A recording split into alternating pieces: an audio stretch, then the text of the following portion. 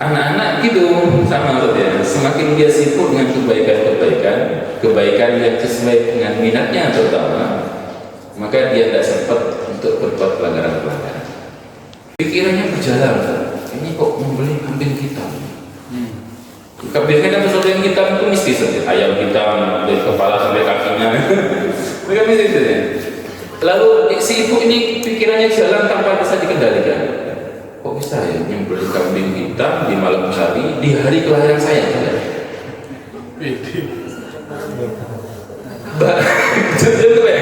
Bayangkan ya. Padahal si ibu sudah ngerti ini sebenarnya katanya tamunya itu mau nyalon lurah kepala desa, sehingga diantara sedekahnya begitu. Tapi tidak masuk akal kata si ibu ini hari kelahiran saya. Jangan mau mengguna-guna saya. Overthinking ya. Akhirnya kemudian pikirannya membuat dia sibuk. Semalaman dia tidak mau tidur di kasur, tidur di lantai. Karena rumusnya adalah sihir lebih susah masuk kalau tidurnya sekian sentimeter dari lantai. Yang seharusnya dia tidur enak di kasur, gara-gara nuruti pikirannya yang cocok logi itu. Masya Allah, tidur di lantai itu belum seberapa menurut saya. Yang paling ekstrim adalah dia pikirannya sudon sama tetangganya dia itu. Yang dia itu tidak ada masalah dengan dia. Masya Allah, seluruh tingkah lakunya ditandai sama si ibu ini. Akhirnya setiap kali dia ini mengadakan acara, dia dianggap untuk dirinya. Sekian hari nggak tidur di lantai. Antum bayangkan ya, betapa pikirannya menyibukkan dia untuk hal-hal yang sebenarnya tidak ada. Dan ini sering terjadi. Orang itu banyak yang sebenarnya tidak punya musuh, tapi pikirannya menciptakan musuh dengan menafsiri perilaku orang. Ini kayaknya benci sama saya, padahal tidak. Akhirnya pikirannya mereka-reka sebuah cerita bahwa orang ini memusuhi antum. Lalu antum akan disibukkan pikirannya untuk mencari strategi biar melawan musuh yang antum buat sendiri. Bayangkan betapa capeknya orang begini, capek luar biasa. Saya banyak menemukan yang begini. Saya kasihan ya orang asing sekali ya, ini capek hidupnya orang ini. Dia ciptakan musuh-musuh sendiri, dia sibuk melawan musuh yang dia ciptakan sendiri. Sehari-harinya habis sendiri. Makanya bahasa Allah itu, ya nafsumu itu termasuk pikiran. Sibukkan, kalau enggak dia akan menyibukkan kamu. Hati-hati, rumusnya segitu saja, tidak ada opsinya ketiga. Pikiran atau nafsu itu sibukkan dalam hal kebaikan. Kalau enggak, maka mereka yang akan menyibukkan kita dalam hal keburukan. Oke, lanjut ya. Fayambawi, maka seharusnya likulli ahadin, bagi setiap orang, seharusnya bagi setiap orang itu ayyus bila nafsahu, menyibukkan dirinya bi a'malil khair, dengan kebaikan-kebaikan. Orang itu usahakan sibuk berbuat kebaikan hatta sampai atau sehingga la tashtawilu nafsuhu bihawaha, hatta sehingga lantas tawilu tidak sempat menyibukkan. Nah, saking sibuknya berbuat baik sampai tidak sempat sibuk nafsunya bihawaha dengan kejelekannya. Segitu terjemahnya. Hawa nafsu maksudnya itu yang jelek kalau nafsu. Nafsunya dibuat sibuk berbuat saat baik sampai hawa nafsu itu tidak sempat, tidak punya celah, tidak punya waktu untuk mengganggu kita, ngajak kepada keburukan. Itu maksudnya. Anak-anak gitu sama ya, semakin dia sibuk dengan kebaikan yang sesuai dengan minatnya terutama, maka dia tidak sempat untuk berbuat pelanggaran-pelanggaran. Rumusnya begitu seharusnya. Tapi kalau anak-anak itu tidak sibuk dengan kebaikan, maka energi dan potensinya akan terarah kepada selain kebaikan. Minimal hal yang mubah, tidak baik tapi juga tidak buruk, minimal. Tapi paling banyak adalah keburukan biasanya. Sehingga itu yang kemudian kalau punya anak kecil ya, energinya itu biasanya habis untuk lompat-lompat, muter sana kemari. Itu kesampai malam, orang tuanya sudah tertidur duluan nungguin anaknya. Katanya baterainya masih full. Kadang rumusnya begini, kalau saya ngomong sama istri itu, biarkan dulu ini overnight gitu di jam-jam maghrib isya, biar nanti dia capek kemudian segera tidur. Saya ketawa. Udah anak kecil namanya rumus itu unlimited tuh ya. Dibuat capek pun dia sama aja kok, terserah dia itu bebas. Mana rewel? Malah kebanyakan rewel dalamnya. Saya bilang bahwa makhluk yang selfnya paling kecil ya anak kecil, dia tidak ngurus orang tapi ngurus dirinya, selfnya dirinya sendiri. Yang penting dia bahagia, orang lain sibuk tidak ngurus. Kan itu saja. Semua orang kalau bisa dipakai sebagai alat untuk membahagiakan dia, itu anak kecil rumusnya. Sehingga orang yang pengen punya anak kecil harus siap dengan konsekuensi itu. Harus siap seluruh hidupnya dibuat capek oleh anaknya. Itu rumus logis saya. Saya pernah ngobrol dengan teman Ustadz itu. Dia bilang capek setiap punya anak ya. Dia baru punya anak 2. Ya, antum perasaan jarang pulang. Antum perasaan jarang pulang kok bisa bilang capek itu loh. Seharusnya yang bilang capek itu istrinya. Antum tuh jarang pulang ya. Musrif soalnya, saya nggak nyebut nama. Untuk lebih memperjelas bahwa jarang pulang. Antum jarang pulang, kok bisa bilang capek?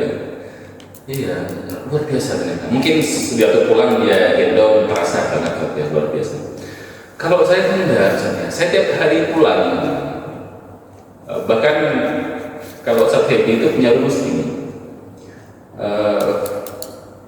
Suami itu kalau pulang, kalau punya anak seorang bapak itu tidak dianjurkan langsung pegang anak.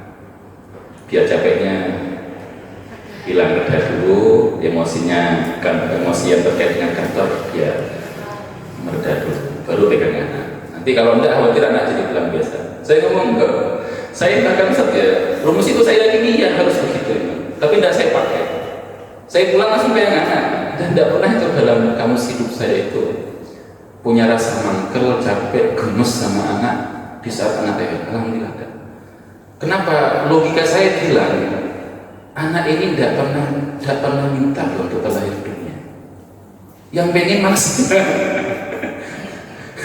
Yang pengen itu saya. Terus setelah pengen dikasih kemudian tidak mau ini.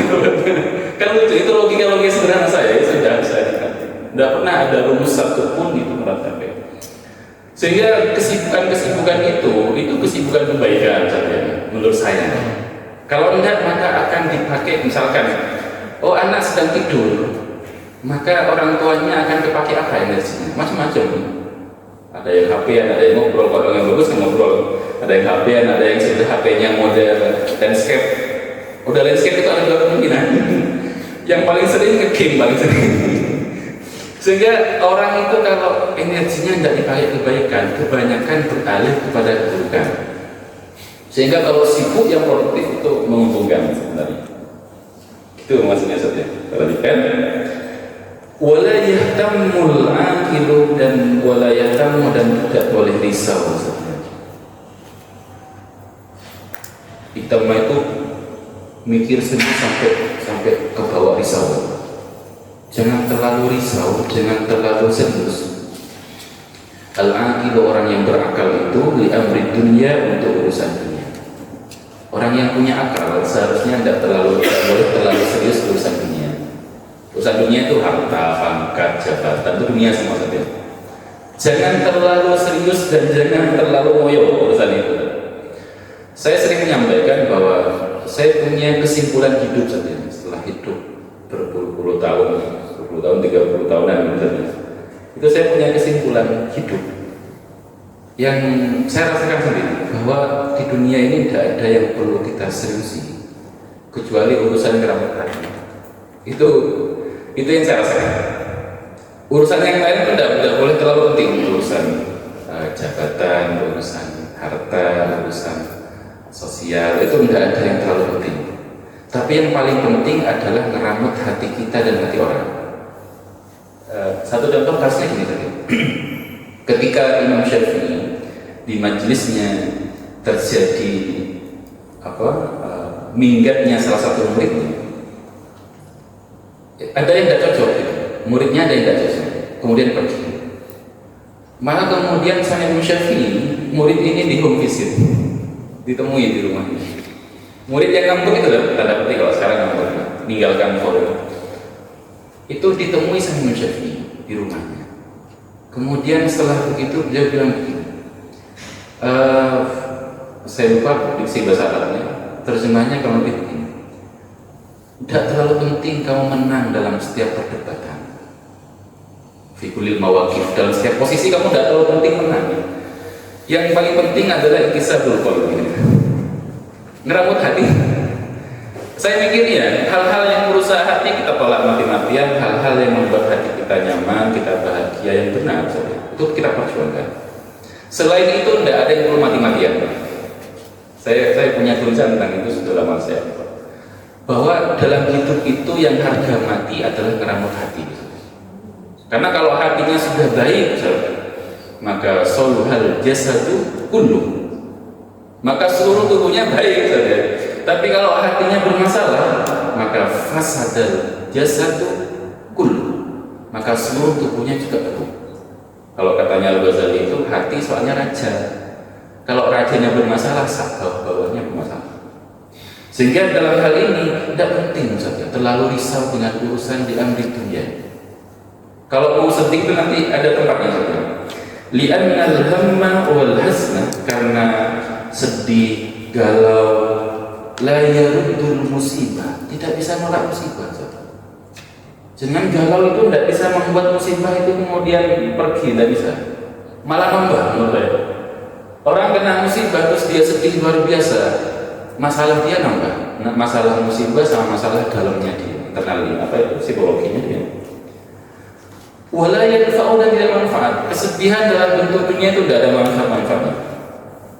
Bal yadurrul qalba, bahkan berbahaya untuk hati, wal aqlah dan akal, wal badanah dan badan. Itu dia, sedih itu berefek buruk kepada hati jelas, kepada akal jelas, karena tempatnya pikiran. Yang paling mungkin tidak terlalu kita duga adalah berbahaya untuk badan. Orang yang pikirannya terlalu over gitu ya, itu badannya juga ikut lemah. Kenapa? Badannya itu kepake luar biasa energinya. Saya pernah dibilangin sama teman sekaligus guru saya, dia bilang gini, manggil saya Ale itu deh, sampean itu kalau pikirannya positif, tenang, damai, tubuh sampean sehat. Ini menurut penelitian kitab saya dan medis. Orang kalau pikirannya sering positif saja, tubuhnya pasti sehat.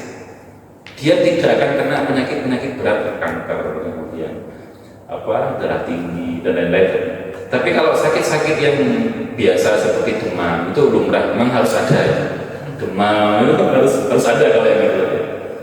Maka yang paling penting akhirnya ngeramut pikiran dan hati. Itu satu paket, hati terus pikiran. Kemudian wa yuhillu bi a'malil khair, dan bisa merusak kebaikan. Jadi sedih itu bisa merusak kebaikan. Saya setuju banget dengan apa yang disampaikan Gus Bahak, bahwa tertawa terbahak-bahak karena merasakan nikmatnya Allah itu jauh lebih baik daripada nangis karena kena musibah. Kenapa? Nangis karena kena musibah itu korelasinya bisa dianggap sebagai tidak terima sama takdirnya Allah. Lebih baik kita ketawa-ketawa dengan nikmat Allah yang banyak. Jadi saya kalau ngaji sama Yesus itu coba tanya guys, ketawa-ketawa terus. Tidak tahu di forum ini kalau tidak tahu ketawa. Mungkin terlalu berat bebannya ya. Apa bebannya terlalu berat atau tagihan kurikulumnya berat? perlu ketawa maksudnya.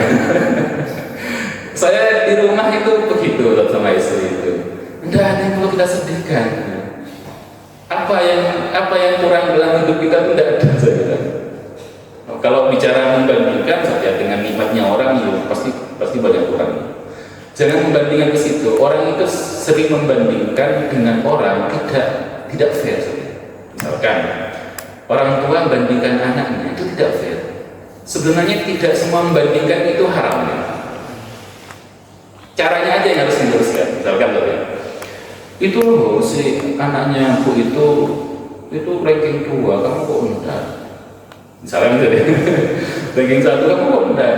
Kenapa yang dibandingkan adalah kekurangan anaknya dengan kelebihan anak tangga? Kenapa enggak dibalik? Bandingkan kelebihan anaknya dengan kekurangan anak tangga. Masya Allah, kamu rajin sholatnya, tetanggamu banyak yang belum bisa sholat. Alhamdulillah kamu rajin sholat. Abaikan yang kurang-kurang. Ini berlaku untuk semuanya, saudara. Berlaku relasi kita dengan pasangan, relasi kita dengan anak, relasi kita dengan siswa, relasi kita dengan sekolah, relasi kita dengan tempat kerja. Berlaku begitu. Kalau ingin menjadi orang yang bersyukur, boleh membuat perbandingan, tapi perbandingkanlah yang lebih dari kita dan yang kurang dari orang lain.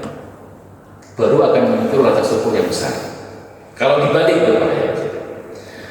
Kemudian wayahtamu li'amril akhirat. Kalau mau sedih dan galau, usah urusan akhirat saja. Dengan ketinggalan sholat misalkan, tidak sempat jamaah, itu boleh sedih-sedihnya boleh. Oh, kok tadi tidak sempat ini ya sholat sunnah qabliyah subuh, padahal sholat sunnah qabliyah subuh itu khairun minad dunya wa ma fiha, lebih baik daripada dunia dan seisinya. Terus antum galau karena ada seperti itu bagus. Tapi faktanya jarang yang begitu, kebalik malah. Kan gitu tadi ya. Kenapa itu bagus? Li'annahu yanfa'u, karena itu bermanfaat. Sedihnya itu bermanfaat. Kenapa bermanfaat? Antum galau karena ketinggalan berbuat kebaikan, maka sebagai refleksinya adalah besok antum berupaya keras gimana besok tidak ketinggalan. Manfaatnya begitu. Ada refleksi, ada evaluasi di situ. Tapi kalau urusan dunia itu disedihkan itu tidak pas, karena karakter dunia itu mudah hilang, mudah rusak. Karakter dunia itu mudah hilang, mudah rusak. Sehingga apa yang kita miliki itu siap-siap hilang, apa yang kita miliki siap-siap rusak. Terakhir saya mau cerita gini. Kapan itu saya Ampel sama istri ke Ampel niat ziarah. Niat jalan-jalan ya, niat ziarah, niat jalan-jalan ke makam Ampel, ziarah. Setelah itu makan-makan di Ampel kan banyak kuliner luar biasa. Terus ini saya cerita ke teman lain. Saya punya tasbih digital ya, teman. Ketinggalan saat di restoran.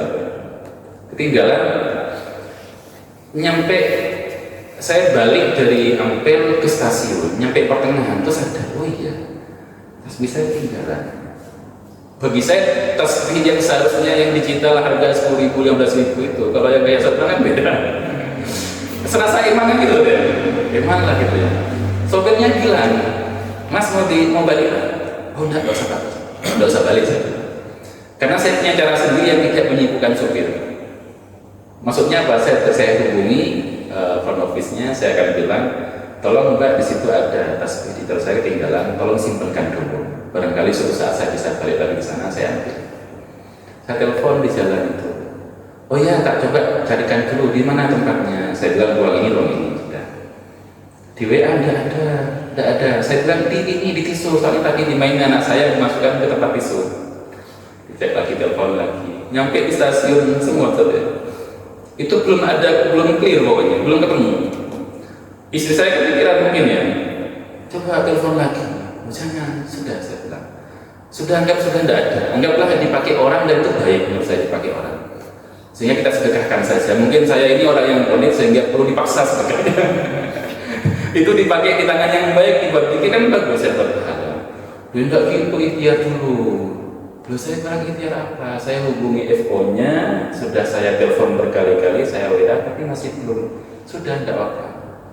Mau coba telepon lagi, saya apa saya? Akhirnya saya bilang, saya sebentar. Saya kan itu apa yang digalaukan? kehilangan itu, padahal kita sudah jalan-jalan dan bahagia loh ya. Dari awal kita sudah jalan-jalan dan bahagia, masa mau dirusak barang sekecil itu. Preman saya bilang. Saya sampai waktu itu saya merasa ini momen saya yang paling tegas ngomong kepada istri. Oh, kalau sampai tidak bahagia, saya balik lagi ya ke rumah makan itu. Saya marahi sama karyawan, hanya demi sampai bahagia. Mau gitu? Kan kasihan orang lain. Kita nelpon berkali-kali itu sudah mengganggu saya bilang. Kan gitu loh ya. Bisa jadi FO-nya itu sibuk melayani tamu banyak, di telepon kita lalu ganggu. Kasihan saya bilang. Mereka itu anak buah. Akhirnya sudah paham Pak, gitu. Jelas ya, sudah ya, barang yang kita miliki itu bisa hilang, bisa rusak kapanpun itu. Yang besar sekalipun bisa begitu, ini kecil lah. Sudah pulang, tidak tahu berapa minggu kemudian, tiba-tiba di rumah ada tas seperti itu. Istri saya belikan. Wah, sudah alhamdulillah. Saya tidak pernah minta tapi digantikan. Tapi dia bukan itu yang saya sedang bahagia, tapi pikiran dia sudah menerima bahwa rumus hidup itu semua barang yang kita miliki itu berpotensi cepat rusak dan cepat hilang. Maka biasa saja kalau kehilangan dan kerusakan, karena karakter dunia itu begitu. Itu masih kecil saja. Bahkan orang yang kita cintai juga begitu. Ada waktunya rusak, ada waktunya hilang. Rusak kalau menurut saya kan saksi saja. Hilang itu naudzubillah meninggal. Lu masuk kita tidak terima itu kan itu rumus hidup sudah. Biasa dari hal yang paling kecil kita sudah biasa, tidak perlu tahu kaget dengan kerusakan dan kehilangan, termasuk jabatan, termasuk harta dan lain-lain. Oke, gitu Ustaz ya mungkin. Ada pertanyaan? Anak-anak pakai sarung Ustaz ya? Oh, saya kira ngikuti saya zaman dulu. Alhamdulillah kita sekolah tadi.